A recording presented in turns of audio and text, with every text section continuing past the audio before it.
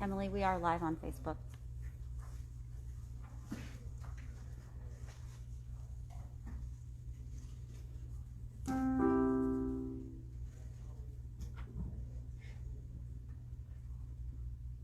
Just remember to press the green button on your microphone before you speak, just to make sure they're on when you're speaking.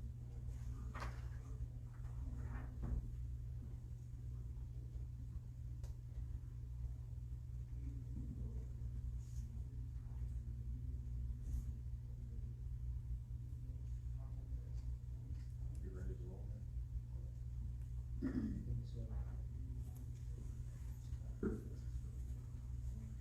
Well, good evening. Calling this meeting of the Board of Zoning and Building Appeals to order here at 6:10 p.m. on Thursday, August 20th. First item is roll call. Please call the roll. Ms. Wheeler. Ms. Barnhart? Here.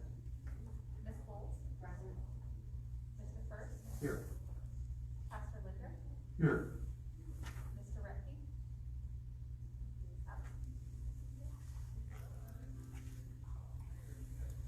Next item is approval of the minutes. Are there any changes, additions, or deletions needed for the minutes from the regular meeting of July 23? Hearing none, those will stand as approved. Next item is approval of the agenda. I understand there needs to be a change in the agenda this evening? Correct, yes. New business, number 4, the application 2025-332 will need to be withdrawn and crossed off for the agenda, please. I would appreciate if someone would make a motion to do so. Motion to approve the taking off number 4. Do we have a motion? Do we have a second? Second. Thank you. That item has been removed. Remaining agenda stands as approved. When do you want to be speaking this evening? If you would, please stand and raise your right hand. Do you swear that the testimony you give in front of this board will be truthful? If so, say I do. I do. Thank you. Next item is public comment. Do we have any public comment? Hearing none, we'll move on. The unfinished business is application 2020-5270 for 9141 First Gate Drive. TS on, Ms. Wheeler, or? Yes, we actually may need our city attorney for this one. Variance request from the previous meeting. In your packet, you do have the findings of fact and conclusions from that variance request. I don't know, procedurally, I believe we voted this. I think it also needs to be read into the record, the findings that was mentioned. That was what was holding us up from last time from making that recommendation for denial. That looked like it was the consensus. So if we could get the acting chairman to read those in and to make that motion, I think that's what is required at this stage. Mr. Shook, is that your understanding of how you'd like the procedure to move forward for the unfinished business this evening? Well, let me get caught up here real quick. So we're on unfinished business, item agenda 1. Yes, sir. There has been I went ahead and prepared a findings of fact and conclusions for the board based upon discussions at the last BZBA meeting. We do not need to read that into the record. It is a part of the record as a part of the agenda packet. Perfect. The board at this time would need to entertain a motion as to whether to accept those findings of fact and conclusions, and then hold them. Okay. I'll certainly entertain a motion. Pastor Linder makes the motion. Thank you, Pastor. Do I have a second?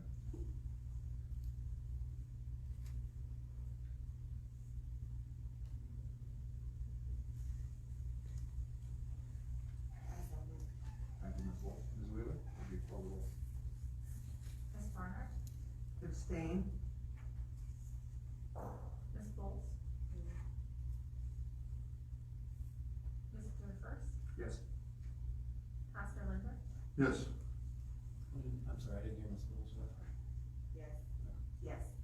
Thank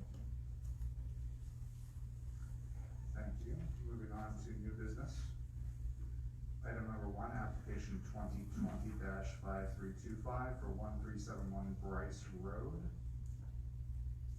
Is the applicant here?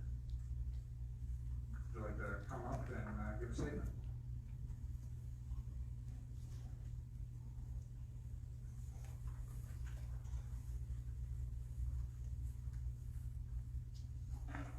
Good evening, my name is Rosanna Martinez. I am the owner of Urban Bilingual Preschool that is at 1371 Rice Road. Requesting a variance due to different circumstances. We let the license expire because we couldn't use it as a daycare due to a problem we had at 1357, which is the other daycare.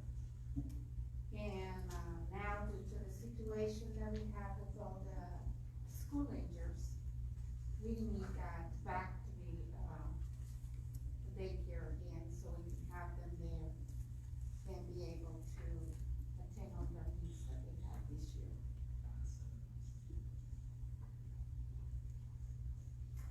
Thank you. Is there any questions for the applicant?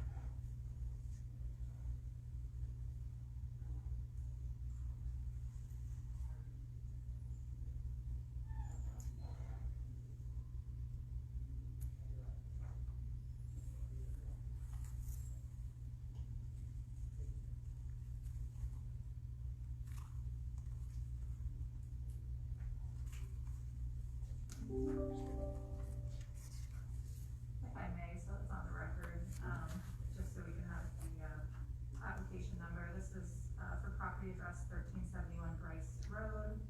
This is a non-residential, zoning variance request number 2020-5325. And, just to give, the appropriate background, a child daycare center is not listed as a permitted or conditional use in the Bryce Main district, and hence the request for a variance, is required. And as she stated, the property was previously used as a daycare center. It has been daycare since 2012. And we had to do some arrangements and stuff, so my specialist from John Family Services said to get that done before I get it open again. Mr. Chairman, if I may ask a few questions of the applicant. Sure. Ms. Martinez, I just have a few questions. You opened up a daycare at this same location back in 2012, is that correct? Correct. And that was open up until 2018? 19. At which time you had to vacate the premises because, is he not taking it? Okay. At which time you had to vacate the premises because of a flood in an adjacent building, is that correct? At the 1357, we had a problem in 2018, Okay. and it took a long time for us to get back to where we needed to be, so we had to use 1371 as storage. Okay, so the only reason that you haven't been operating it as a daycare is because of the flood and the reclamation that needed to be done to the property, is that correct? Correct. And you're only seeking to continue to use at that same property that you had used before for about 6 or 7 years? Correct.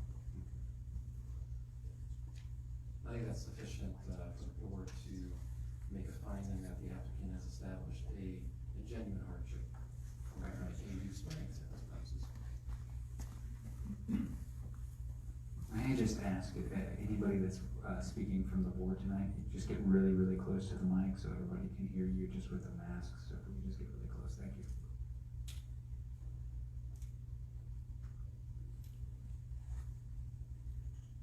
That having been said, I'll certainly entertain a motion if anyone would like to make one. I move to approve. Thank you, Ms. Martin. Is there a second? Pastor Linder, all second. Thank you, Pastor. Would you call the roll, please, Ms. Wheeler? Ms. Barnhart? Yes. Ms. Bowles? Yes. Mr. First? Yes. Pastor Linder? Yes. Thank you. Thank you. Have a good evening. Next next item is number 2, application 2020-5331 for 6995 East Main Street. It's a non-residential variance. Yes, just to add on to that, this is a request for a non-residential variance to operate a tattoo establishment. This is not listed as a permitted or conditional use in the East Main Street district, therefore the variance request.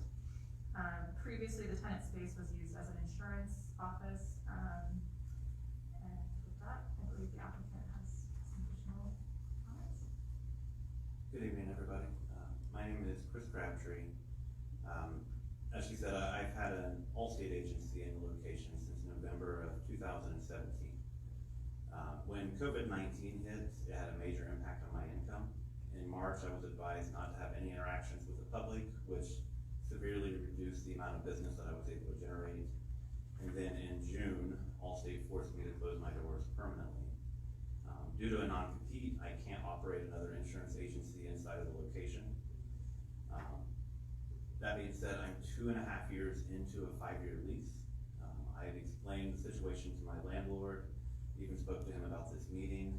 The only way that he'll let me out of the lease is if I pay 12 months in full, which equals $15,096. With my income and savings taking a major hit ever since the start of this pandemic, if I'm forced to pay the $15,000 to get out of the lease, it's going to force me to make incredibly hard decisions in the future that will affect any future businesses and my family. That being said, I know that tattooing is not an approved thing for the zone, but that being said, there are at least 2 salons that do microblading, which is a form of tattooing. One of them is on Bryce Road within 2 miles inside of Reynoldsburg. This is Wade Beauty, and then also directly next to the location is Pearl Nails. They also do microblading, which, like I said, is a form of tattooing. One of my foundational artists actually lives in Reynoldsburg. A lot of his clients are based in Reynoldsburg, but they're actually traveling to the shop that he works at in Hilliard, just because of the service that he provides. The other artist is actually a childhood friend that I've had. Between all the artists that I have, they have 35 years of experience in the industry, in which we're actually planning to do a lot of fundraisers that will help the community as well.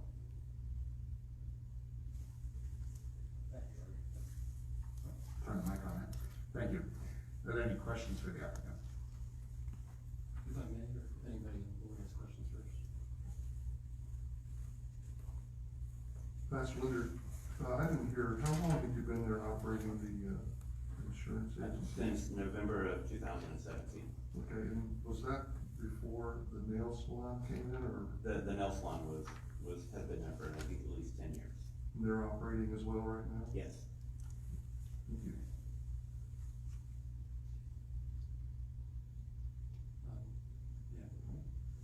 Mr. Crabtree, Chris Shook, City Attorney for the City of Reynoldsburg. I understand that your landlord is indicating that you need to serve out the term of your lease and you can't continue to operate an insurance business at this location. Have you looked at any of the other permitted or conditional uses that are available for an appropriate business at this location? I have. The only thing is, with my experience, I'm kind of limited on what I think would be a successful business. Okay. So you believe that with your experience in insurance, that the only other thing you'd be qualified to do is tattoo? Not necessarily just my experience in insurance. As far as the other businesses that could go in there, I mean, I would love to put another business in there, but the only thing that I could think of was the tattoo shop based on the experience that I've had, and also with the artists that I have that would be committed to coming in there on a daily basis. Okay, what other permitted or conditional uses did you consider or look at for this particular property? We've actually considered doing like a supply shop for the tattoo industry as far as the materials. Quite honestly, it just doesn't seem like it's as advantageous as a tattoo shop would be. Okay. We understand that our standards for variance do not depend on the economic impact necessarily to the applicant. Correct. Okay. Are you aware of the other areas of the city in which a tattoo parlor is permitted? From my understanding, it was not allowed anywhere outside of Brownsburg. It's actually did you know that it was permitted use in the innovation district? No, I was not made aware. Do you know what the innovation district is? No. Okay. But if I could, when I first was considering this, I contacted the zoning department. And the first person that I spoke with said that it was a permitted use, and that I just had to get everything on board with the health department. So I actually started that process, and once I got to a point where I was ready to actually move forward, as far as getting like the hand washing stations in place, when I reached out to get the permit, I was told that the first person that looked at the zoning looked at it incorrectly, because they were looking at it under personal and beauty, and that tattooing was not permitted, which is why I did that. Now, the owner of this property is Huntington Bank, is that right? Yes. And I assume that you're here as an agent on behalf of the owner, is that correct? No.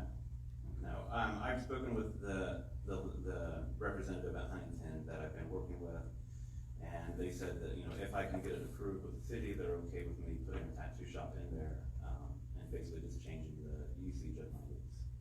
Okay, did they authorize you as an agent to file this application on their behalf? I'm not sure.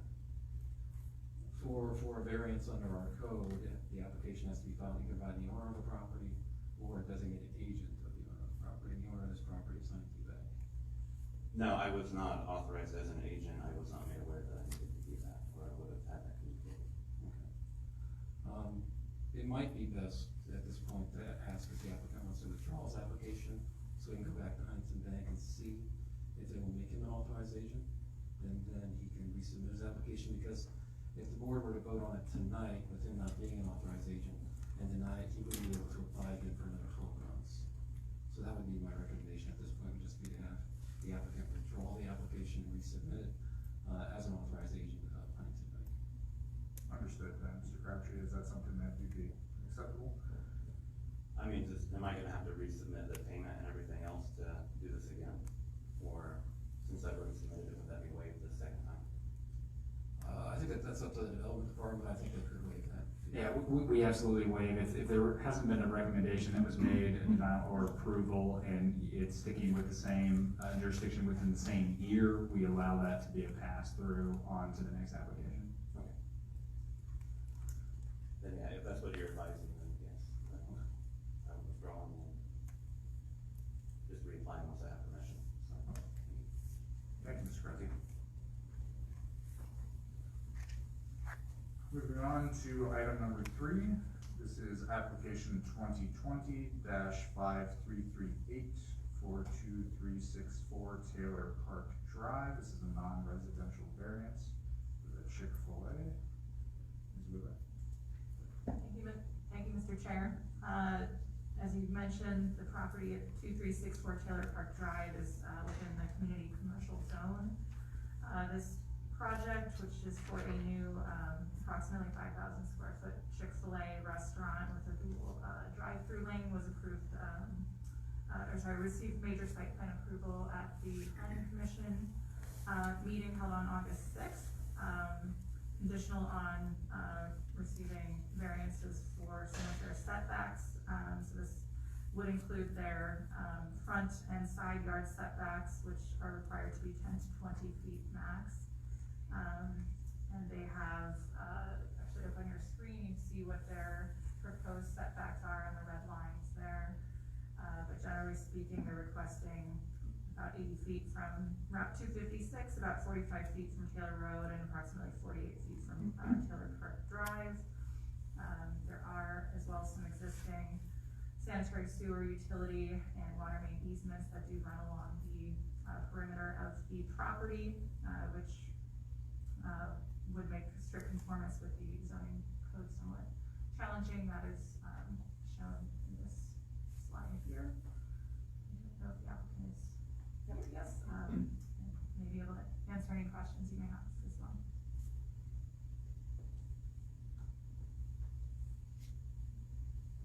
My name is Gary Rouse. I'm with GBC Design. We're the site engineers for this project. Chick-fil-A purchased the project in the site in April of 2018, And somewhere between then and now, the code was changed to have these, 10 to 20 foot building setbacks. They,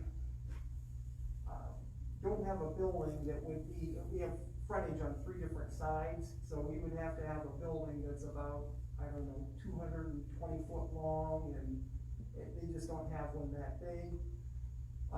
They do have a drive-through business. They're really big in safety at Chick-fil-A, and they like to have an isolated drive-through, which means you wrap it around so people can park, walk into the building if you choose to dine in, keeps the drive-through traffic all on the outside, and, to not get the variances, the 80, 45, and 48, or whatever they are, would be extremely problematic. I'd also just like to add that this has been approved by Planning Commission, earlier this month, for the major site plan. In addition, BZBA, this board 2 years ago, actually approved this for the 1-lane drive. As the gentleman, for the representative of Chick-fil-A had mentioned, they've had it for about 2 years where the Logan is currently. The idea is to demolish the Logans and build the Chick-fil-A to the north of that location. They've added that second lane there for stacking reasons, especially during COVID-19 and the need for additional traffic. And so this was to alleviate any sort of excess traffic on Taylor Park Drive. They also had a traffic study that was previously done that proved that they didn't need to do that, but they decided to step up and add the additional lane anyhow, because they know their customers best. So just with that being said, the city's recommendation from staff's perspective is approval of this application. Thank you. As the board knows, I typically ask questions about hardship on variance requests. However, I would note that the application in this matter went into great detail as to each of the factors that are indicated in our code, section 1109.13, including the statement of hardship, and the statement that's indicated in that application is sufficient to address each of those factors and to establish the hardship in this case. Excellent, thank you, Mr. Schiff. Does anyone have a motion? I have a motion to approve the variance request. Thank you. Is there a second? Second. Thank you, Ms. Bowles. Ms. Wheeler? Ms. Barnhart? Yes. Ms. Bowles? Yes. Mr. First? Yes. And Pastor Linder? Yes. Thank you very much. Thank you. Remaining item this evening is regarding 2080 Birch Street Drive South. This is an appeal.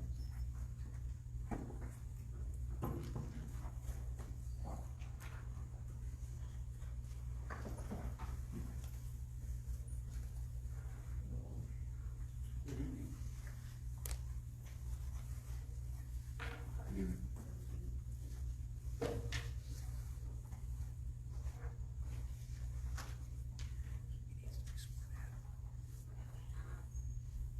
Ms. Wheeler, did you want to add any context? I don't, I have included in your packets the request for the appeal, as well as the original, code violation notice, as well as, the original photographs that were included. I'll put this on the screen as well.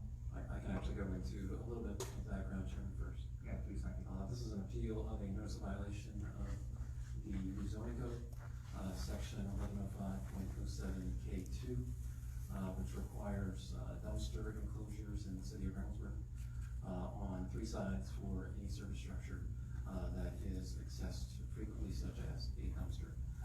This is the same language under our new code that was under our old code. The notice of violation was sent out via certified mail to the owner of the premises at the location of 2080 Birch Street Drive South. It was sent out on June 4th to the statutory agent of the owner, and the appeal was filed timely by the applicant. I believe that the notice of violation, the photos, and the notice of appeal are all included in the agenda packet. If we could also swear the speaker in as well, I don't believe this is the initial swearing in. Oh, certainly, yes. Thank you. Do you swear that the testimony you give in front of this board will be true? If so, say I do. I do. Thank you. Would you like to add anything, sir? Thank you. Fotinos, and I'm an attorney. I work at Willis Law Firm in Columbus. And I also represent Eden of Caleb's Crossing Apartments and the owner of the property. This property is managed by a company called 5812 Investment Group, which also manages Eden of Reynoldsburg, which actually has a number of dumpsters that are screened. This particular property, Eden at Caleb's Crossing, has 360 apartment homes. This property was purchased by the owner in 2013, and prior to 2013, this property was very, very dilapidated with extremely deferred maintenance, and it was in receivership, which means that the bank took it back because the owner of the property at that time wasn't paying their mortgage.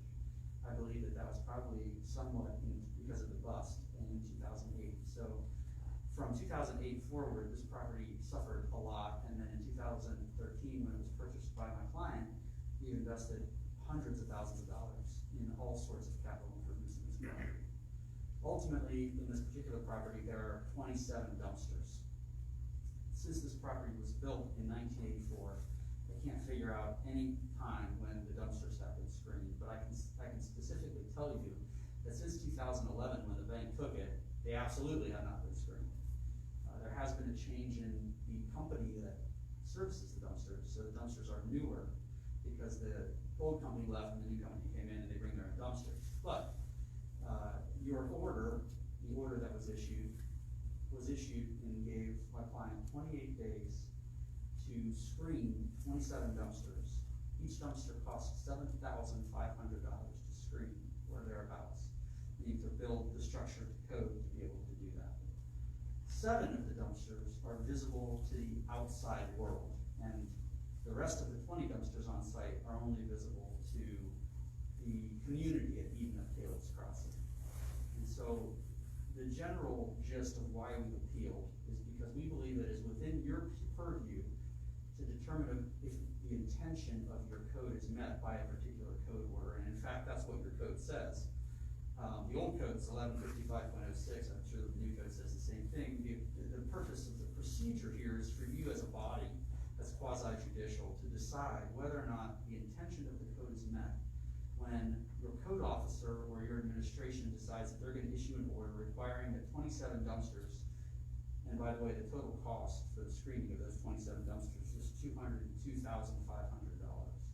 be done in 28 days. Ultimately, I've been in contact with your city attorney, and I've made efforts to try to do what I'm asking you to do tonight, but I have not gotten that accomplished. What I'm asking you to do tonight is allow us approximately 2 months to screen the 7 dumpsters that are visible to the outside world. That will cost us $50,000, which we're happy to do. And then allow us to do 10 dumpsters a year thereafter in 2021 and 2022.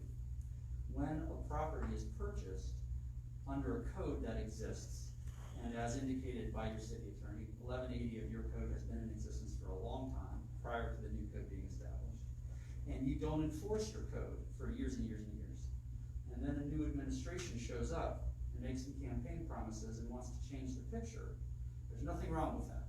Really, there isn't. However, there are people in the city that want to make a safe place to live for your residents, and it costs money to do that. We have capital budgets.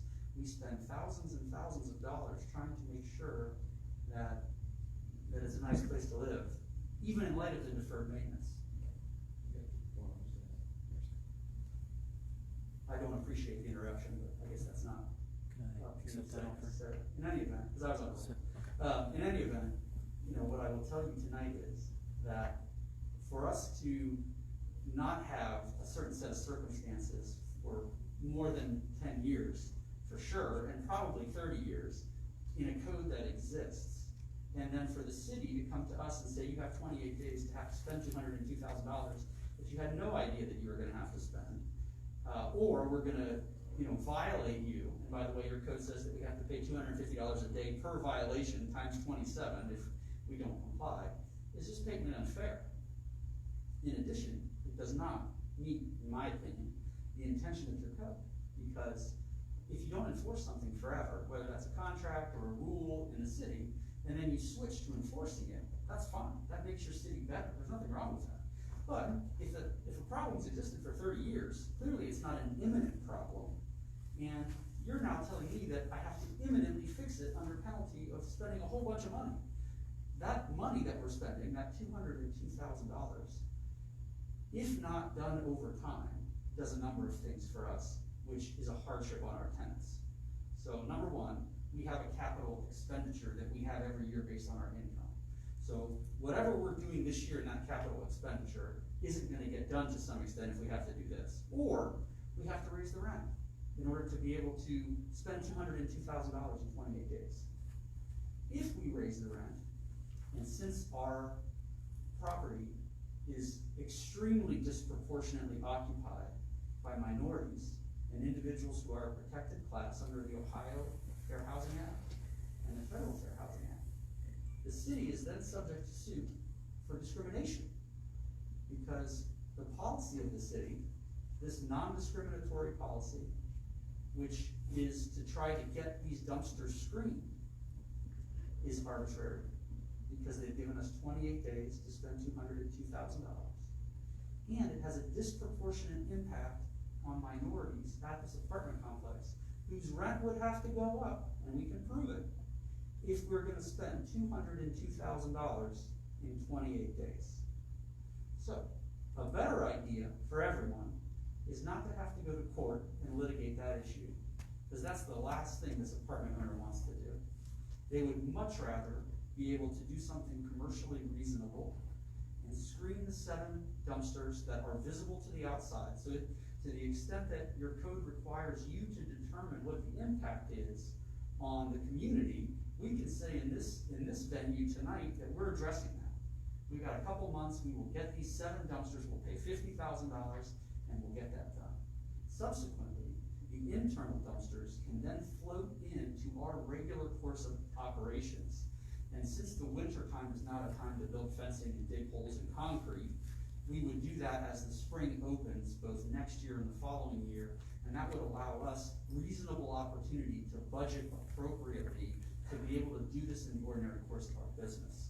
Now, in addition to all of that, we've brought for you, and by the way, I live in Grandview, my wife's on city council in Grandview, so I drove from the west side of Columbus, and on my way in, I noticed that there were 7 dumpsters on Main Street. Without driving off the street, I literally just drove in and went like this, and there were 7 dumpsters that were not screened.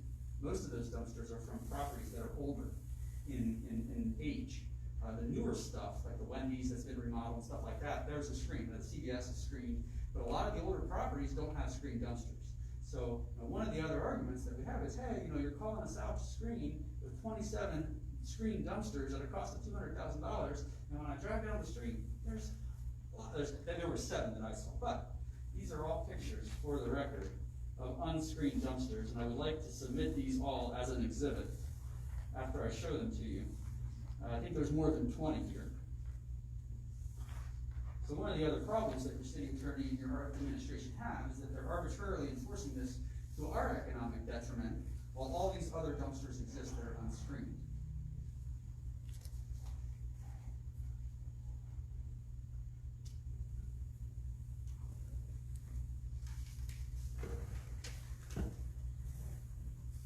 Let the record show the attorney for the defendant has put in pictures for his defense.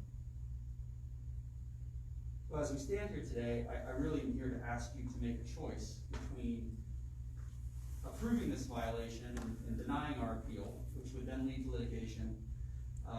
And to be honest with you, if we went to court on this, it would still take probably 2 years to get a result. But it would cost everybody a bunch of money that we don't want to spend. Or, alternatively, what I'm asking for is for you to approve our appeal and modify this order to allow us to screen 7 dumpsters in the next 2 months that are visible, 10 dumpsters next year, and 10 dumpsters the year after. And under penalty, and we will agree to that, and then under penalty of, the penalties in your code, if that order as modified isn't performed, I think you've been reasonable. And I really appreciate the opportunity to appear before you, and I'm happy to answer any questions. If I may, Mr. Sure, Mr. Sure.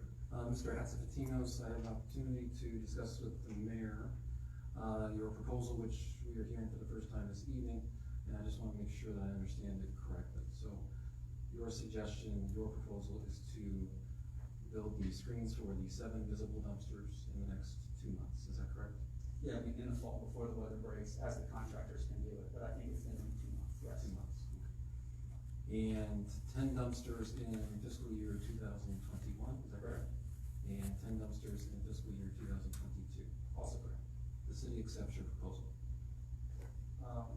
Okay, I'm in an administrative hearing right now, so I'd like a decision from this board that would reaffirm that. I would ask the board, if the board is willing to do so, to make a motion to sustain the appeal in part with a modification as specified by the appellant. Would anyone like to make a motion? Mr. Chairman, can I ask a question? Certainly.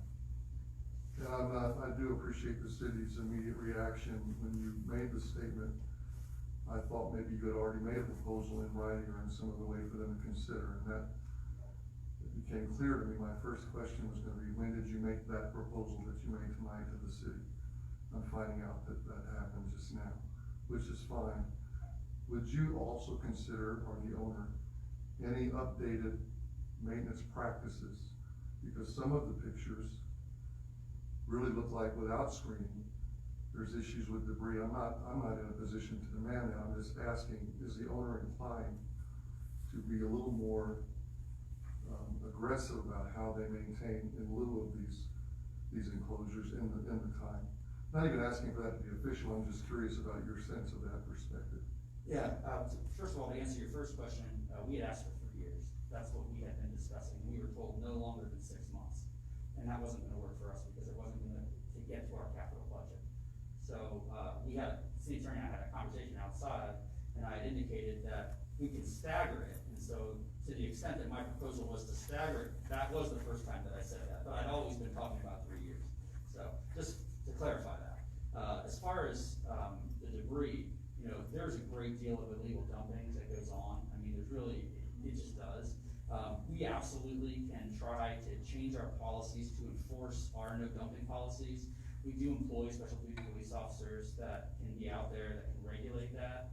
I don't know off the top of my head what the routine pickups are. I don't know if those could increase or not. That's not my job. But I'm happy to inquire and follow up with you about that. Thank you for answering the question. I do have some additional questions. You had mentioned early on that you had spent, or the owner had spent hundreds of thousands of dollars on investments. Can you enlighten the board on exactly where that money got spent?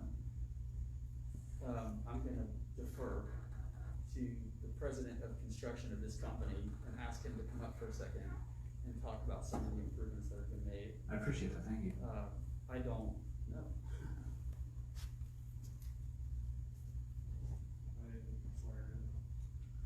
Yes, do you affirm that the testimony you give in front of this board this evening is truthful? If so, say I do. I do. Thank you. Would you please state your name for the record, please? My name is Jeff Porter. So when we first took over the property, it was dilapidated. Trim, exterior trim, siding, paint, stucco. Little closer. Yeah. Exterior siding, trim, stucco, fences. Each unit has patio fences. They were dilapidated and missing. So we went through, replaced window trim, patched stucco, painted the exterior, fixed any of the vinyl siding. Unit turns, upgrades, as people move in and out, we use better quality products as far as carpets, painting and updating and taking care of basic maintenance. I don't remember the gentleman's name who was in charge of the building department at the time we purchased the property, but there were, I believe, 58 code violations. We walked the property with him and his team, as well as the fire department, unit by unit, and cleared everything out to make sure everybody was working together in the community to bring everything back up to speed. I believe when we acquired the property, it was 58% occupied, and it's now 97% occupied. And we've still covered parking lots, restructured striped them, brought in new dumpsters.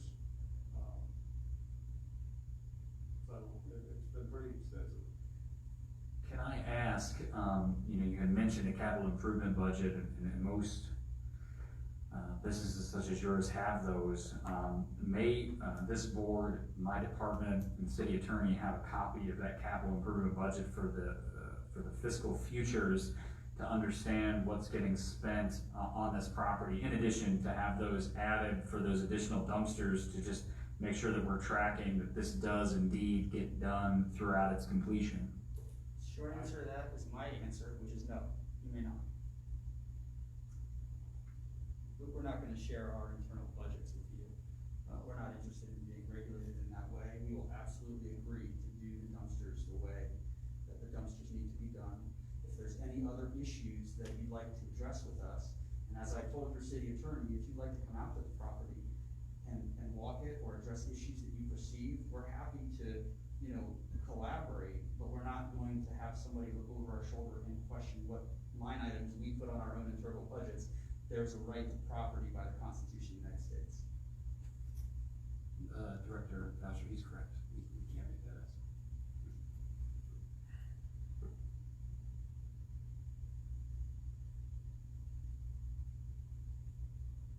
Are there any additional questions for the defendant?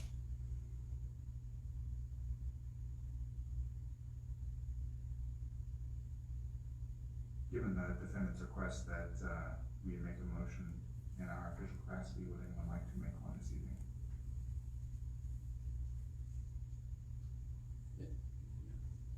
Just to clarify the phrasing of the motion, it would be a motion to sustain the appeal in part, to overrule it in part, with the condition that the applicant complete the screening on the 7 dumpster enclosures that are visible from the contiguous properties, and that the applicant screen an additional 10 dumpsters in the year 2021, and an additional 10 dumpsters in the year 2022, and you can incorporate my statement in your motion.